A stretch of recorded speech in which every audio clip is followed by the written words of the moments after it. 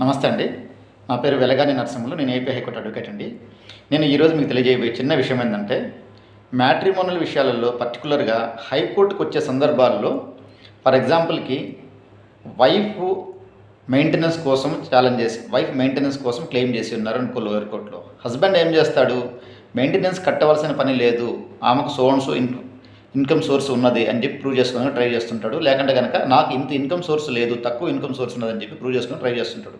అటువంటి కేసులలో ఒకవేళ ఇంటరిమ్ మెయింటెనెన్స్ కానీ ఫైనల్‌గా ఏదైనా మెయింటెనెన్స్ ఆర్డర్ అలో అయినా కానీ దాన్ని ఛాలెంజ్ చేస్తూ హైకోర్టుకి వచ్చినప్పుడు చాలా కేసుల్లో మేము చూసేది ఏంటంటే కనుక ఆమె యొక్క ఇన్కమ్ సోర్స్ కానీ, ఆమె యొక్క ఎడ్యుకేషనల్ క్వాలిఫికేషన్ సంబంధించి కానీ, లేకంటే కనుక అటువంటి విషయాలకు సంబంధించి ట్రయల్ కోర్టులో ప్లీడింగ్స్ చాలా తక్కువ తీసుకునే సందర్భాలు చాలా చూసాము.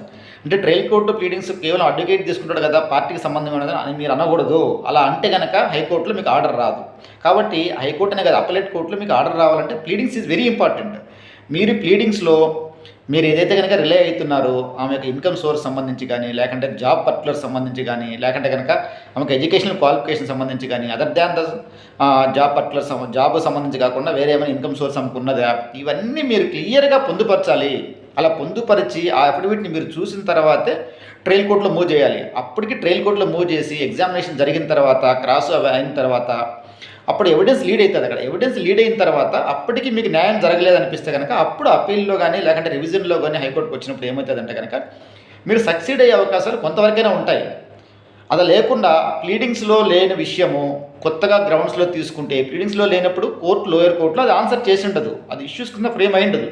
అలా ఇష్యూస్ కింద ఫ్రేమ్ కానప్పుడు దాన్ని మీరు ఛాలెంజ్ చేస్తూ హైకోర్టులో ఎంత పెద్ద లాయర్ని పెట్టినా కానీ ఒక్కోసారి ఏమవుతుందంటే ఆ కేసు మీకు అగైనిస్ట్గా వచ్చే అవకాశాలు ఉంటాయి. కాబట్టి మీరు ట్రయల్ కోర్టులో మూవ్ చేసేటప్పుడు ఖచ్చితంగా మీరు ఏదైతే కనుక ఆవిడ యొక్క ఇన్కమ్ సోర్స్ని చూపించాలనుకుంటున్నారో ఆ income source either of the parties, for example ఏ పిటిషన్లో అయినా సరే ఏదైనా సరే మీరు చూపించాలి. మీరు రిలే అవుతున్నాడు అనే విషయం పైన క్లియర్గా ప్లీడింగ్ ఉండాలి. అలా ప్లీడింగ్ ఉన్నప్పుడే మీకు అగైనిస్ట్గా ఏదైనా ఆర్డర్ వచ్చిందనుకోండి, ఆ ఆర్డర్ సంబంధించి ఆ ఫైండింగ్ ఉంటుంది, పలానా గ్రౌండ్ కింద రిజెక్ట్ అయింది, లోయర్ కోర్టులో ఇవ్వలేదని చెప్పి ఆ ఫైండింగ్ ఛాలెంజ్ చేస్తూ రేపు పొద్దున్న నెక్స్ట్ అప్లెట్ కోర్టుకి కానీ హైకోర్టుకి కానీ వచ్చినప్పుడు మీరు ఈజీగా సక్సెడ్ అయ్యే అవకాశాలు ఉంటాయి. ఆ గ్రౌండ్ ఏదైనా సరే లీగల్గా ఫెచ్చింగ్ అయితే కనుక ఆ విధంగా చూసుకోవాలి. అలా లేకుండా మీరు లోయర్ కోర్టులో ప్లీడింగ్స్ లేకుండా హైకోర్టుకు వచ్చిన తర్వాత కొత్త కొత్త గ్రౌండ్స్ చెప్పి వాటిపైన సక్సీడ్ కావచ్చు, మాకు మంచి లాయర్ ఉన్నాడు, అవన్నీ మీకు సక్సీడ్ అయ్యేదానికి చాలా లిమిటెడ్ స్కోప్ ఉంటుంది.